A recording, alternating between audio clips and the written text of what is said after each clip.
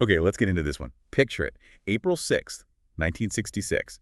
It's morning break time at Westall High School, right there in Melbourne. Hmm. And you've got hundreds of kids, teachers as well, all staring up at the sky. Right. Because there's something, well, something strange up there, something they just couldn't recognize. And that's really the striking thing here, isn't it? The sheer number of witnesses. This wasn't just one person seeing something odd. Exactly. It was A shared. communal experience, yeah. Yeah. For a whole school community, basically, and people nearby, all observing something highly unusual. And this event happening right over Westall High School and this open area called the Grange in Clayton South. You can even pinpoint it, can't you? Coordinates are roughly 37 south, 145 east. That's it. That event quickly became known as the Westall 66 UFO incident. And what we want to do today is really dive into the sources you've gathered. We've got witness accounts, newspaper clippings, research papers, skeptical takes, cultural notes. A real mix. Yeah, a good mix. The goal is to try and understand what people said they saw, look at the explanations offered over nearly 60 years now, Almost, yeah. and figure out why we're still talking about Westall 66 today. It's great having these different perspectives in the sources. It's essential, really, when you're tackling a historical mystery like this. Absolutely. It helps us move past just the initial wow Hmm. moment, to see how it's been interpreted, maybe explained away or remembered over all this time. It gives you a much richer picture. Okay, so let's go back to that morning, April 6th, 1966. Yeah. Morning break. What did those hundreds of people actually report seeing? Well, based on the accounts we have from students and at least one teacher at Westall High, the core of it was definitely a flying object. Right. Now, the descriptions, they do vary a bit, which honestly is pretty normal when you have lots of people witnessing something unexpected. Sure, panic, excitement. Exactly. But there are common threads. Like what were the common descriptions? Generally, people described it as round, sometimes with a domed top. Shape-wise, that seems consistent. And color. That varied more.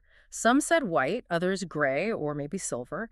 There was one witness, Sean Matthews, who specifically mentioned a slight purple hue. Oh, interesting detail. Adds a little something extra, doesn't it? Did Matthews say anything about the size? Trying to get a sense of scale? He did, yeah. He estimated it was about twice the size of a family car. Okay, so a round, maybe domed objects, Mhm. car size maybe double, colors ranging from white silver to maybe purplish. What was it doing? The movement is often the really weird part in these stories. Agreed. Witnesses reported seeing it come down from the sky. It apparently descended behind a line of pine trees, heading towards that open area, the Grange. Okay. And some accounts, interestingly, included this detail about it being pursued by 5 unidentified aircraft. 5. Pursuing it. That's what some said. Though it's important to add later checks. Looking at official flight logs for commercial planes, private pilots, even the RAAF. Yeah. Sorry, the Royal Australian Air Force. Right. Yeah, checks with them showed no unusual reports in that specific area at that time. So that whole pursuit angle, it's a bit mysterious in itself. It is. It adds another layer of complexity. Okay, so the object goes down, or it seems to go down, behind the trees into the Grange. What happened then? Did people agree on whether it actually landed? Well, this is another point where the stories diverge. Some witnesses were adamant they saw it take off again after being in the Grange area, So it landed and took off. according to some. But others insisted it just hovered there for a time, never actually touched down before moving off again. Right, so landing versus hovering, and maybe other planes around, maybe not. Got it. So it heads towards the Grange. Yeah. Does anyone actually go over there straight afterwards to see if there was anything? Yes, absolutely. Some of the students ran over to the Grange pretty much straight away. And this is where we get reports of a, quote, landing site. But just like the descriptions of the object itself, what they reported seeing on the ground, well, it varied quite a bit. It was inconsistent. How so? What kind of things were people describing? It really runs the gamut. Some described a circle of grass that looked burnt. Burnt. Okay. Others said the grass looked boiled, or maybe just pressed down, flattened. One student who was interviewed for a newspaper back then, they only mentioned a sort of vague circular area. Looked like the wind had just flattened it.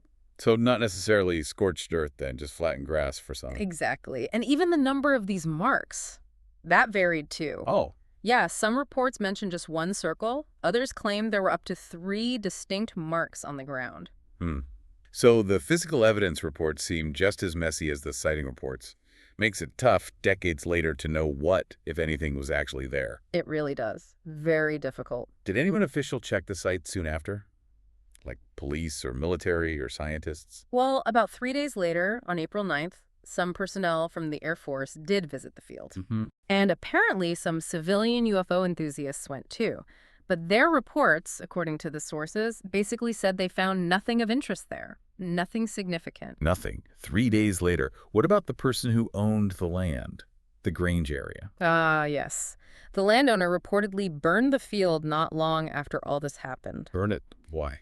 The stated reason was basically to stop people from trespassing, tromping around looking for things, discourage the crowds. Right, but of course, if there had been any subtle trace evidence, burning the field would definitely get rid of it. Conveniently or inconveniently, depending on your perspective, yes. It certainly destroyed any potential lingering evidence. Okay, so we've got this mass sighting, lots of witnesses but varied descriptions, conflicting accounts of landing versus hovering. Then these inconsistent reports about ground marks, which weren't officially verified and were then destroyed. You can see why people started looking for explanations pretty fast. Absolutely.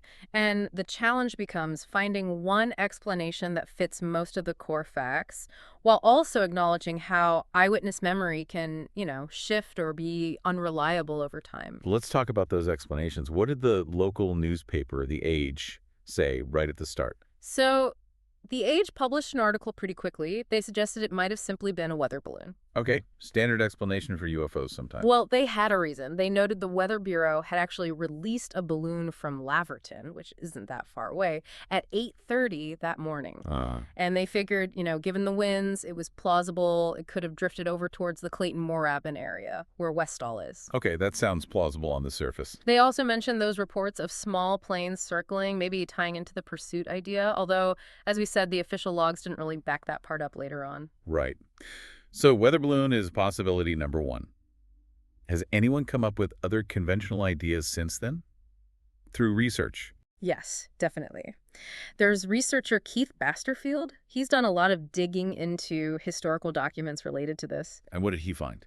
He proposes a really strong candidate, he believes, a runaway balloon from something called Project Hybel. Hybel? Never heard of it. What was that? It was actually a secret Australian government program back then.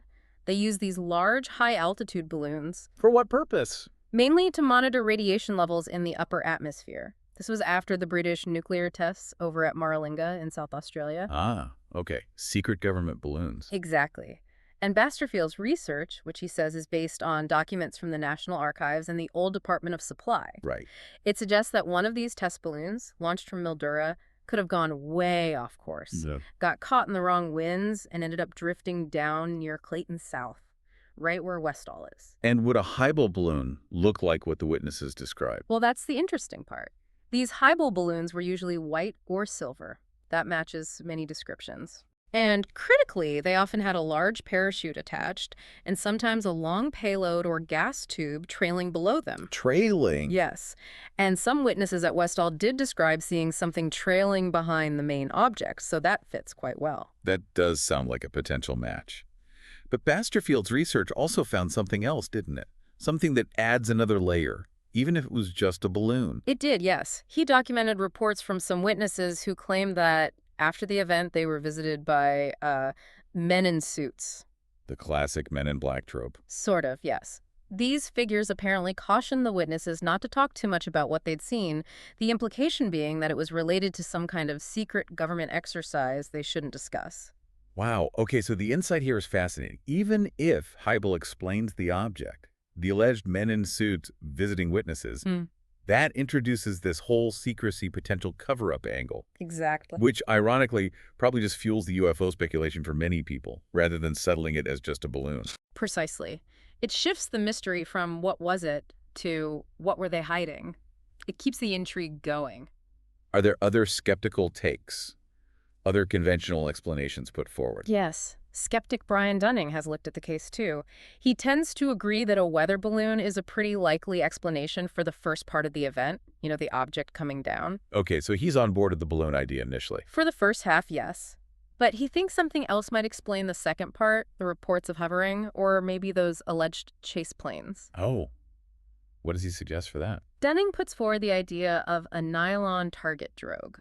Oh, what now? A target drogue. It's basically like a big windsock, often brightly colored, that one plane tows on a long cable. For target practice. Exactly. For other planes to practice targeting or gunnery runs. And apparently these were known to be used by the local RAAF in that area around that time. So Dunning's idea is maybe people saw a weather balloon coming down first. And then maybe later, separately, they saw a plane towing one of these target drogues and perhaps confused the two or merged the memories. That's essentially his hypothesis, trying to explain the different phases and descriptions using known conventional objects that were around. Makes sense as an attempt to reconcile things. He also makes a really crucial point, though, one that plagues any investigation looking back this far. Which is? That it's incredibly hard now to know what the original witnesses truly saw.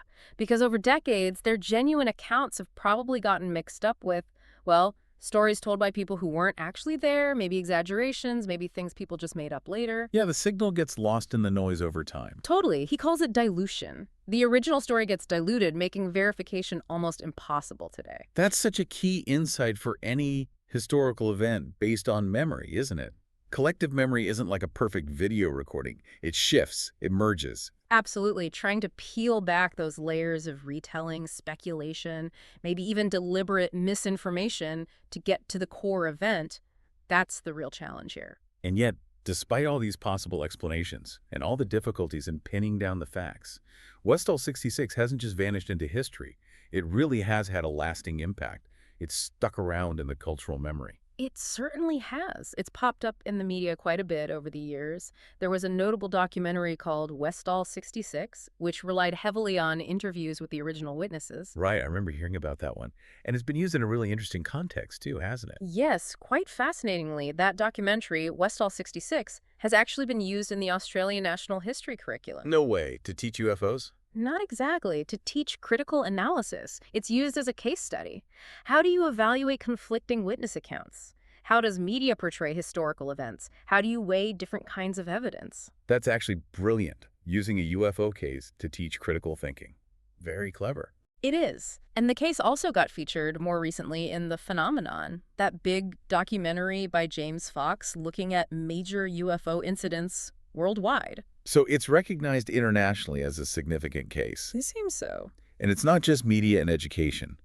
Locally, the event is clearly still a big deal. Oh, very much so. Back in 2006, they held a big reunion for the 40th anniversary. A reunion? Yeah, the Westall Tennis Club Hall. Loads of the original witnesses, people who were students or teachers back in '66, came together to share their memories, reconnect. 40 years later, that shows how much it meant to people. Definitely. And my personal favorite sign of its local legacy, the park. Ah, yes. The Grange Reserve UFO Park. You gotta love it. It's fantastic. The local council, the city of Kingston, actually created this playground in Clayton South. And the centerpiece is this great silver flying saucer-shaped structure. With red slides coming out of it. A direct, playful nod to the sighting that happened right near there all those years ago. How great is that? An official monument of sorts to an unexplained event. I think the key insight there is that sometimes, even if you don't get a neat, tidy explanation, the event itself, the shared experience, the mystery, that can become part of a community's identity, its history. Totally agree. It shows that the experience and the questions it raises can sometimes be more powerful and enduring than any single answer. So, wrapping up our deep dives into Westall 66, we've looked at this incredible mass sighting, hundreds of witnesses. But with descriptions that varied quite a bit, the object, its movements. Then the conflicting stories about marks on the ground, which were never officially confirmed and then destroyed. Followed by a whole range of explanations. You know, everything from simple weather balloons To target drogues, maybe even secret government highball balloons. possibly involving men in suits, adding that layer of intrigue and alleged suppression. And we've seen how, despite all these attempts to solve it, and the real problems with verifying details after so long, The whole thing has just persisted. In documentaries, in school lessons, in local memory, even in a kid's playground, the mystery is definitely still alive. it truly is. Which leaves us, and you, with this final thought to mull over. When you have an event like Westall, witnessed by many, but with conflicting details right from the start, how does the process of collective memory itself shape what we think happened? Consider how time passes, stories get retold, maybe embellished, maybe details forgotten. Which parts get amplified over the years and which fade away? And how does that natural, maybe unavoidable distortion of memory affect the whole search for an answer to what really flew over Westall on that April morning back in 1966?